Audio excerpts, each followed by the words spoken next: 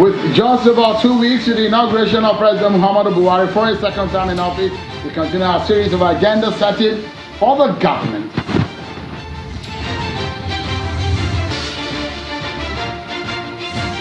And the Independent National Electoral Commission INEC has shifted the date for the Kogi and Bayelsa governorship elections by 2 weeks.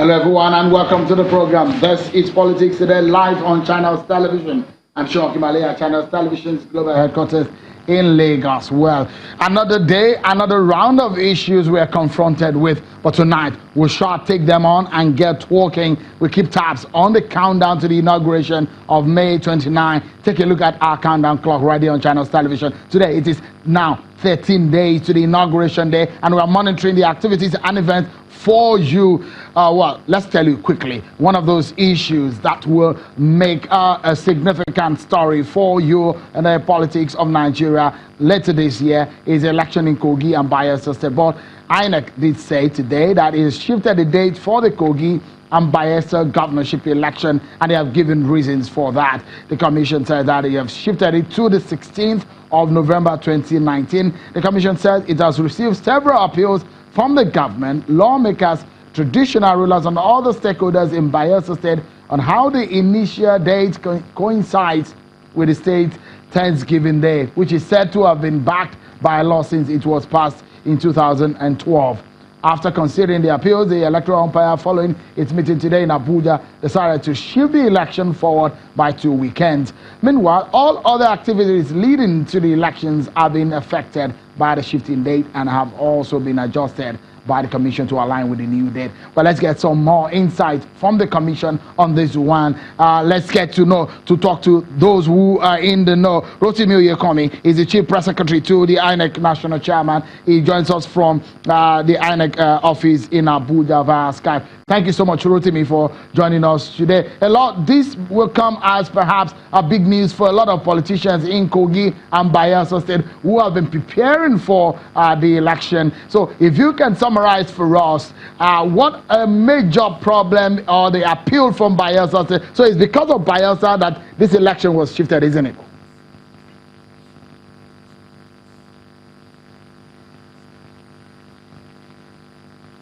All right, I understand that Rotimi, we're unable to reach out to him right now. But we will check out our political roundup. We have more trending political stories for you.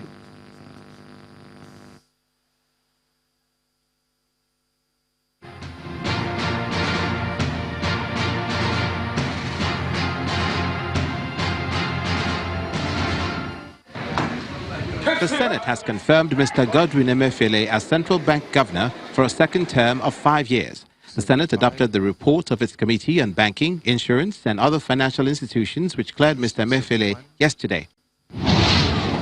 Senate leader Senator Ahmed Lawan has unfolded plans to devote 3 months to budget consideration if he's elected as the Senate President.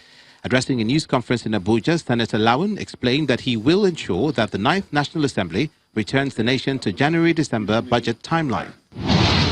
Ahead of the May 29th inauguration of a new administration in Bauchi State, the governor-elect, Senator Bala Mohammed, is raising an alarm over the last-minute employment of 1,200 civil servants despite the state's rising debt profile, which currently stands at 92 billion naira. Addressing a news conference in Abuja, the spokesperson to the governor-elect, Mr. Aladin Salihu, says the outgoing administration of Governor Mohammed Abubakar is deliberately placing landmines on the path of the incoming administration in order to make governance of the state a Herculean task. Information available to us indicate that most of those employed were transferred from local government councils in order to circumvent laid-down procedures of employment into the public service. The Kayode Fayemi administration in Ekiti State has been condemning some employments made by the preceding regime as hurriedly done and lacking in due process. Consequently, the state government has nullified all employments done after last year's governorship elections in the state. All appointments made after the gubernatorial election of July 2018, an exercise found to have violated due process, are hereby cancelled and declared null and void. Meanwhile, the People's Democratic Party in Ekiti State has been condemning the reversal of the employment done by the Fayose administration, which the Fayemi government said was not properly carried out. The Ekiti PDP says the action is anti-people, insisting the Fayemi administration can correct errors in the process of the employment, if any, in the spirit of equity of employment. If there is anything that has been done wrongly, it must be corrected, because it is in the general interest of the people that more people should be employed.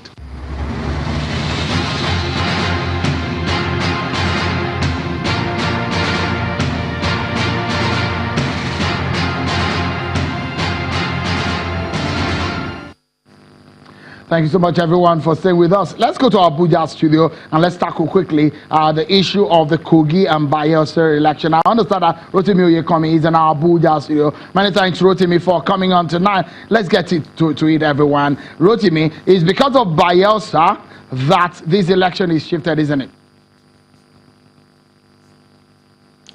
Thank you very much for having me, Sheon. Recall that on the 9th of April, the Commission released the timetable and schedule of activities for the Bayelsa and Kogi governorship election, for the elections to hold on the 2nd of November.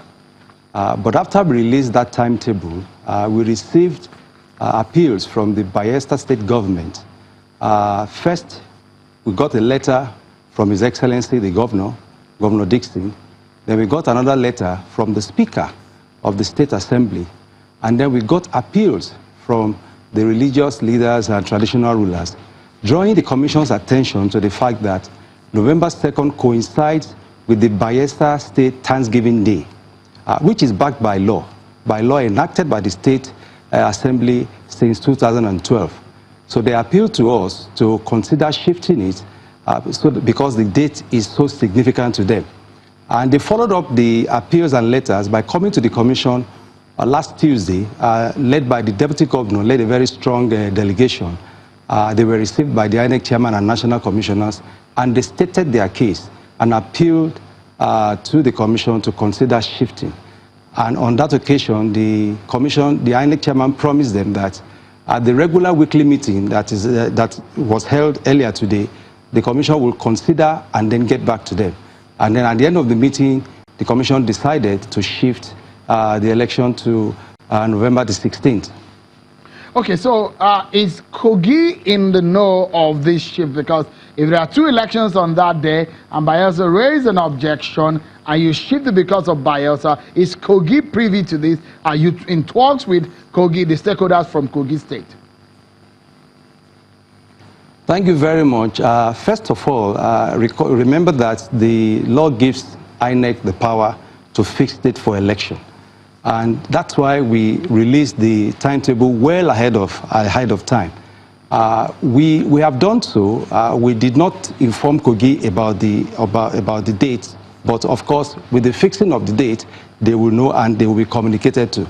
I don't think there should be any problem because the reasons given by Bayelsa are cogent reasons. They are not frivolous, and this is what we have been able to verify.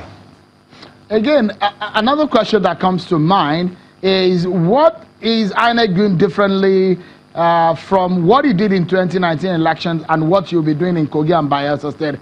Or you're just using the same template?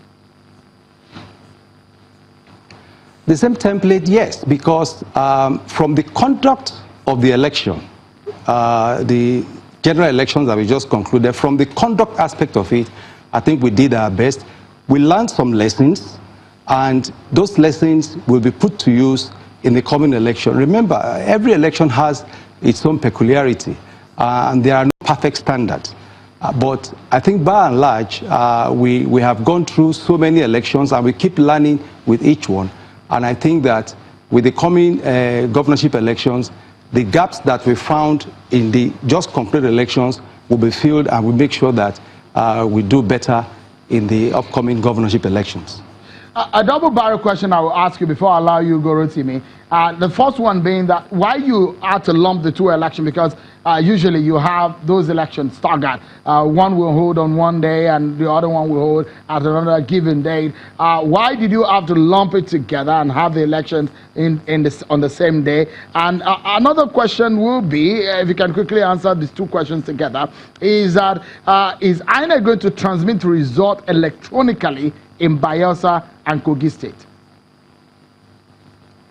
Thank you very much. The date we fixed falls within the time frame provided for by both the Constitution and the Electoral Act as amended. And of course, it's cheaper to have two elections in one day than to have staggered election. Because if we have it in separate days, then that means we have to mobilize for one day and then remobilize again for the other day. So it's cheaper to have it. And secondly, the electronic transmission will not be done, because that's not what the law provides for. The law provides for manual transmission, manual collation of results, and that is essentially what the Commission will do during the election. Rotimi Oyekomi, CPS2 INEC Chairman, thank you so much for talking to us tonight on Politics Today. Let's allow you to go now.